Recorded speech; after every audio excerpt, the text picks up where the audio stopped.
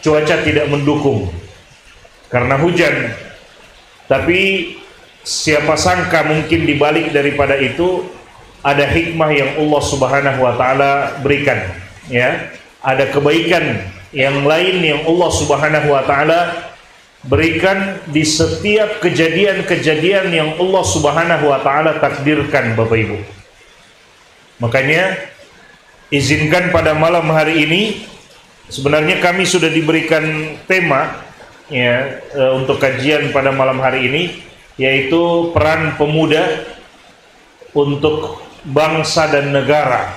Ya, bagaimana fungsinya seorang anak muda untuk bangsa dan negara dan juga untuk agama ini. Sebenarnya itu sudah diberikan materinya ke kami, tapi karena melihat kondisi, Masya Allah, kayaknya saya perlu mengingatkan kembali kepada diri saya dan kepada kita semua, kepada Bapak Ibu semua, kepada para hadirin, tentang satu hadis Nabi SAW yang insya Allah bisa bermanfaat untuk kita sekalian, bisa menjadi oleh-oleh berharga yang kita bawa pulang meskipun hujan, ya Bapak Ibu. Hadis Nabi yang diriwayatkan dari sahabat yang mulia Abu Hurairah radhiyallahu taala anhu, dikeluarkan oleh Imam Muslim dalam sahih beliau. Jadi hadis yang sahih. Nabi SAW mengatakan, al-mu'minul qawiyyu khairun wa ahabbu ilallahi minal mu'minid dha'if wa fi kullin khairun ihris ala ma yanfa'uka wasta'in billah wa la ta'jiz fa in asabaka syai' fala taqulanna law fa'altu kadza lakana kadza wa kadza walakin qul Masya Allah, atau walakin qul qadarullah wa ma syaa fa'al. Ini hadisnya. Sudah paham ya? Sudah paham Bapak Ibu? Ibu-ibu yang di belakang sudah paham hadis yang saya bacakan tadi? Paham ya? Belum? Mau diterjemahkan? Saya terjemahkan Bapak Ibu, dan mudah-mudahan sekali lagi ini mudah-mudahan bisa bermanfaat bukan hanya pada kesempatan kali ini. Ya, saya izin berdiri, Pak Ramdan. Bukan hanya pada hari ini, tapi mudah-mudahan hadis ini bisa bermanfaat untuk sepanjang hidup kita, Bapak Ibu. Dalam kehidupan ini kita butuhkan hadis yang satu ini, Bapak Ibu. Karena dalam kehidupan kita pasti kita akan mendapatkan perkara-perkara yang sebelumnya kita tidak inginkan, yang sebelumnya tidak kita rencanakan, ya. Ada perkara-perkara yang sebelumnya kita tidak pernah rencanakan, kita tidak pernah coret-coret di kertas apa yang akan terjadi tersebut, tapi subhanallah Allah takdirkan itu terjadi dan lewat dalam hidup kita. Maka bagaimana kita bisa mensikapi itu dengan baik? Kita akan mensikapinya dengan baik berdasarkan hadis ini. Kalau kita pahami dengan baik hadis yang satu ini Bapak Ibu, lalu kita pahami maknanya, lalu kemudian kita bisa terapkan dalam kehidupan kita, maka kita akan ridho dengan setiap apa yang Allah Subhanahu wa taala takdirkan untuk kita. Bapak Ibu yang kami hormati dan kami muliakan. Bagaimana hadisnya? Nabi mengatakan, lafaz yang pertama, al-mu'minul qawiyyu khairun wa ahabbu ilallahi minal mu'minid dha'if wa fi kullin khairun. Kata Nabi, seorang mukmin yang kuat lebih baik dan lebih Allah cintai daripada mukmin yang lemah. Tapi kedua-duanya punya kebaikan, kata Nabi. Kedua-duanya memiliki kebaikan. Baik itu mukmin yang kuat atau mukmin yang lemah, dua-duanya punya kebaikan, kata Nabi. Apa maksudnya? Kata para ulama kita ketika mereka menjelaskan hadis ini, Bapak Ibu, mereka mukminul qawi, seorang mukmin yang adalah paling pertama imannya. Kalau imannya tidak kuat, tidak ada manfaat. Sekali Allah berikan dia ujian, fisiknya yang kuat tidak bisa membuat tersebut. Berbeda halnya kalau ada orang yang fisiknya tidak terlalu kuat, ya, tidak otot, tidak terlalu kuat fisiknya, tapi imannya kuat kepada Allah Subhanahu wa taala. Akidahnya kuat kepada Allah Subhanahu wa taala. Begitu Allah Subhanahu wa taala berikan dia ujian, maka dia akan bisa melewati ujian itu, karena yang membuat dia kuat adalah imannya kepada Allah.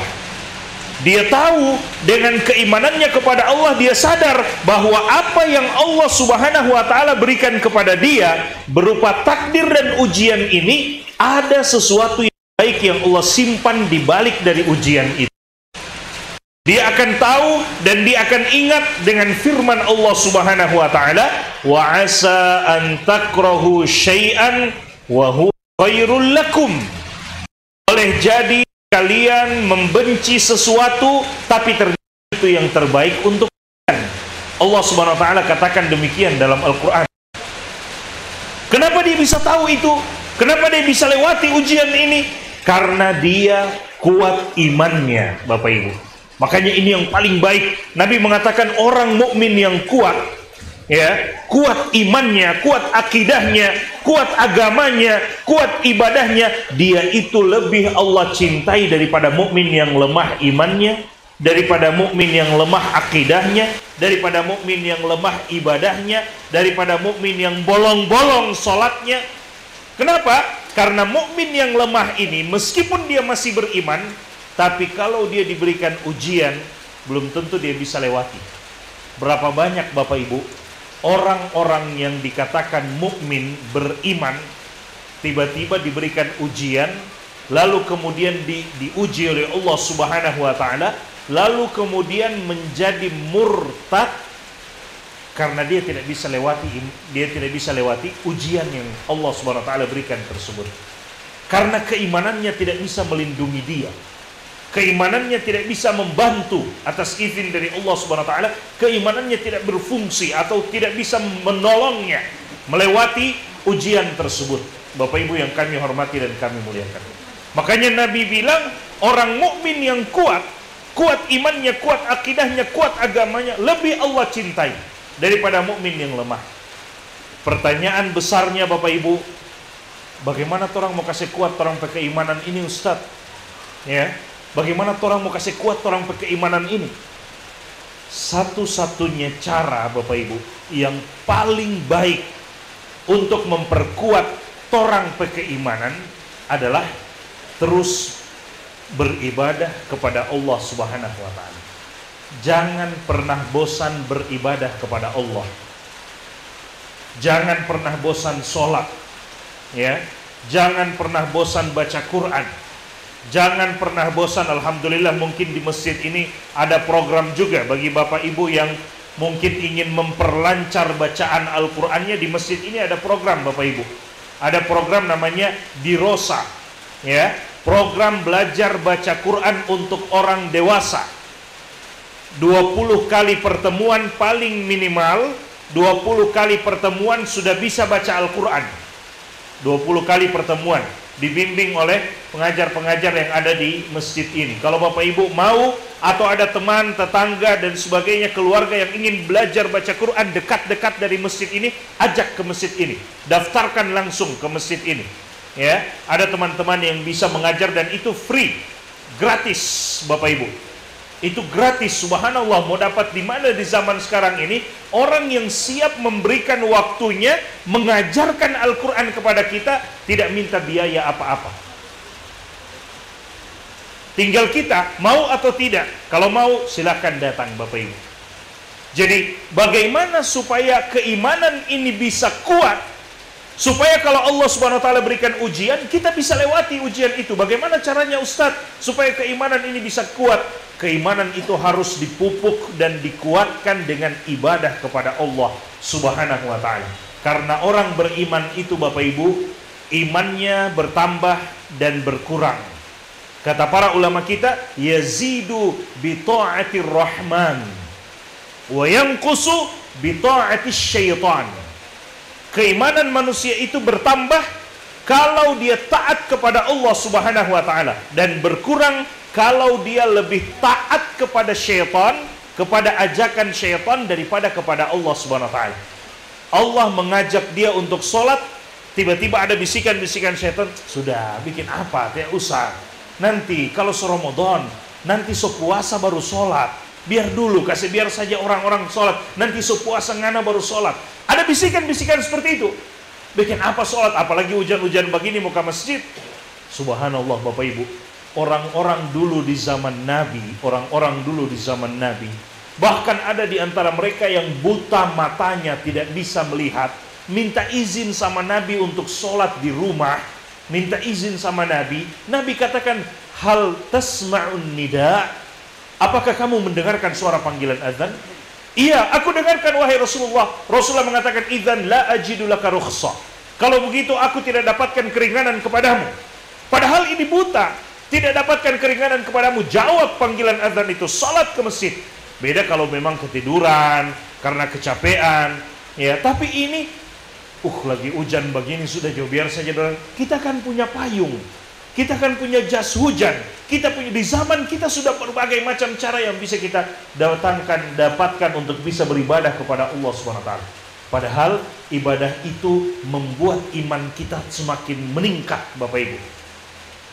Lalu lafaz hadis selanjutnya, ini paling penting juga untuk kita sekalian. Lafaz hadis selanjutnya Nabi katakan, ihris ala ma yanfa'uka. Pertama, kata Nabi, bersungguh-sungguhlah untuk apa? Untuk mendapatkan apa yang bermanfaat untukmu. Bersungguh-sungguh. Kalau ada yang bisa memberikan manfaat kepada kita, apalagi manfaat itu adalah manfaat untuk akhirat kita, maka Nabi bilang bersungguh-sungguh, jangan setengah-setengah. Ya, kalau ada sesuatu yang bisa memberikan kita manfaat di akhirat, jangan setengah-setengah, jangan tunda-tunda, bersungguh-sungguh kata Nabi. Sholat bisa bermanfaat di akhirat atau tidak? Bermanfaat di akhirat. Jangan tunda-tunda, jangan setengah-setengah, jangan malas dan sebagainya, karena itu bisa mendatangkan manfaat untuk kita di akhirat. Ibadah secara umum seperti itu. Nabi katakan bersungguh-sungguhlah untuk mendapatkan apa yang bermanfaat untukmu. Lalu yang kedua, wasta'in billah. Jangan lupa minta pertolongan kepada Allah Subhanahu wa ta'ala. Karena Bapak Ibu, torang tidak bisa sholat kalau Allah tidak tolong torang. Torang tidak bisa sholat kalau Allah tidak bantu. Kalau Allah tidak bantu torang tidak bisa sholat. Kalau Allah tidak mudahkan torang untuk sholat, torang tidak bisa sholat. Kalau Allah tidak mudahkan torang untuk baca Quran, torang tidak bisa baca Quran. Kalau Allah tidak mudahkan torang untuk ibadah, torang tidak bisa ibadah. Allah yang bikin torang ini bisa beribadah, Bapak Ibu. Makanya Nabi bilang, wasta'in billah, jangan lupa minta bantuan sama Allah. Ya Allah, bantu saya untuk bisa beribadah. Ya Allah, bantu saya untuk bisa sholat. Ya Allah, makanya ada doa dari Nabi. Ya, Nabi sallallahu alaihi wasallam, di antara doa beliau sering berdoa, Allahumma a'inni ala dzikrika wa syukrika wa husni ibadatika. Ya Allah, bantu aku untuk selalu bersyukur kepadamu, berzikir kepadamu, dan membaguskan ibadahku kepadamu. Nabi berdoa demikian. Ya Allah, bantu saya untuk bisa beribadah. Ya Allah, bantu saya untuk bisa beribadah. Karena kalau cuma modal bersungguh-sungguh dan semangat untuk beribadah, lalu tidak minta bantuan sama Allah, kita tidak akan mampu. Yang ketiga kata Nabi, wala ta'jiz. Dan jangan pernah putus asa. Jangan pernah malas. Jangan pernah putus asa. Sudah bersungguh-sungguh, sudah minta bantuan sama Allah, jangan pernah berputus asa kata Nabi. Fa in asabaka syai', ini yang paling penting dari hadis ini juga Bapak Ibu. Fa in asabaka syai', kalau ternyata ada sesuatu yang tidak kamu inginkan menimpa dirimu, terjadi pada dirimu, seperti malam hari ini, ya, sudah dibuat agenda begini, sebenarnya dari kemarin akan dibuat acara ini, tapi kemudian ditunda, malam Sabtu saja bertepatan dengan kajian rutin, kajian pekanan di masjid ini dan seterusnya.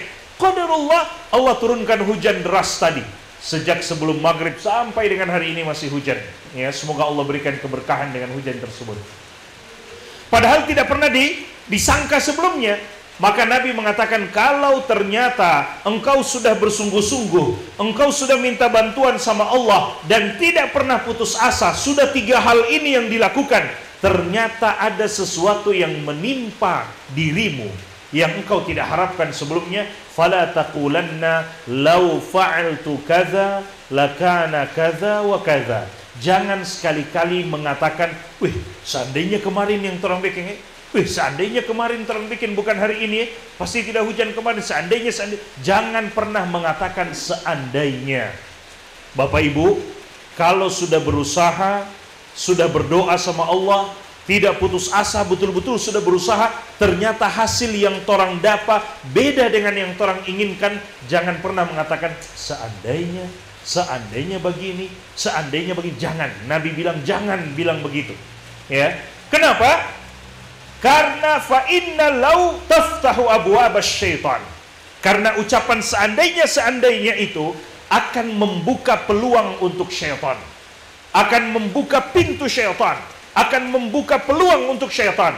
Yang dengan ucapan itu pintu syaitan terbuka, akhirnya yang berikutnya ketika kita ingin melakukan sesuatu, setan mulai berbisik, ente ingat yang dulu, ente bikin begini jadi begini, ente ingat yang dulu, ente bikin begini, akhirnya hasilnya jadi begini. Akhirnya kita lupa bergantung kepada Allah, dan kita lupa dengan takdir Allah subhanahu wa ta'ala. Yang menyebabkan apa? Kita mulai berprasangka buruk. Kalau anak bikin begini, jangan-jangan lagi begini, jangan-jangan nanti jadi begini, seperti yang lalu-lalu, jadi begini, dan seterusnya. Akhirnya kita lupa dengan takdir Allah, kita lupa bergantung kepada Allah, kita lupa minta bantuan sama Allah. Sebab apa? Sebab pintu setan sudah terbuka dengan ucapan seandainya itu. Lalu apa yang harus orang katakan? Nabi mengatakan, akan tetapi katakanlah qadarullah wa ma syaa fa'al. Allah yang sudah takdirkan. Saya kan cuma bisa berencana, saya kan cuma bisa bikin agenda, saya kan cuma bisa bikin jadwalnya. Tapi apakah akan berhasil? Apakah akan selesai? Maka itu semua qadarullah, Allah yang takdirkan. Saya cuma bisa berusaha semaksimal mungkin. Semaksimal mungkin saya berusaha, tapi bagaimana hasilnya? Kembalikan kepada Allah subhanahu wa ta'ala. Karena apa yang Allah kehendaki, Allah lakukan. Allah tidak mau tanya-tanya sama orang, Anda mau bikin ini atau tidak? Ini bagus untuk kalian atau tidak? Ini boleh atau tidak? Allah tidak perlu bertanya demikian. Apa yang Allah inginkan, Allah lakukan. Tinggal kita manusia menerima takdir tersebut ketika Allah subhanahu wa ta'ala sudah berikan. Meskipun Allah berikan kita kemampuan juga untuk bisa memilih mana yang terbaik untuk kita, mana yang bagus untuk kita lakukan. Tapi hasil akhirnya harus tetap kembalikan kepada Allah subhanahu wa ta'ala. Bapak Ibu yang kami hormati dan kami muliakan, sekali lagi terima kasih ya. Jazakumullahu khairan. Semoga Allah membalas kebaikan yang terbaik untuk Bapak Ibu sekalian bisa hadir di malam hari ini. Dan sebagaimana yang disampaikan Pak Ramdan tadi, bahwa di masjid ini ada kajian rutin setiap pekan ya. Dulu ada 2 kajian, 1 minggu itu ada 2 kajian. Sekarang tersisa 1 kajian dulu ya, karena saya sering berangkat, akhirnya Ustadz Yusuf Lauma yang menggantikan kajian di malam Sabtu seperti ini ya. Di malam Sabtu seperti ini ada kajian rutin di masjid ini. Bapak Ibu yang punya kenalan, keluarga, tetangga dan sebagainya, bisalah setiap 1 minggu 1 kali duduk antara maghrib sampai isya 1 jam duduk kajian, setelah itu pulang. Siapa tahu dengan itu keimanan kita selalu naik dan bertambah di sisi Allah subhanahu wa ta'ala. Dan terakhir kami sampaikan juga, sekali lagi bagi Bapak Ibu yang ingin memperlancar bacaan Al-Qur'annya, atau ada kenalan yang memang sudah puluhan tahun dia selesaikan Iqra, tapi setelah selesai Iqra 6 tidak pernah lagi buka Al-Qur'an, sampai-sampai huruf A, Ba, Ta, Tha sudah dia lupa ya, dia sudah lupa dengan A, Ba, Ta, Tha misalnya. Jangan lagi malu, datang ke sini, kita orang belajar sama-sama ya. Mudah-mudahan Bapak Ibu sekalian diberkahi oleh Allah subhanahu wa ta'ala.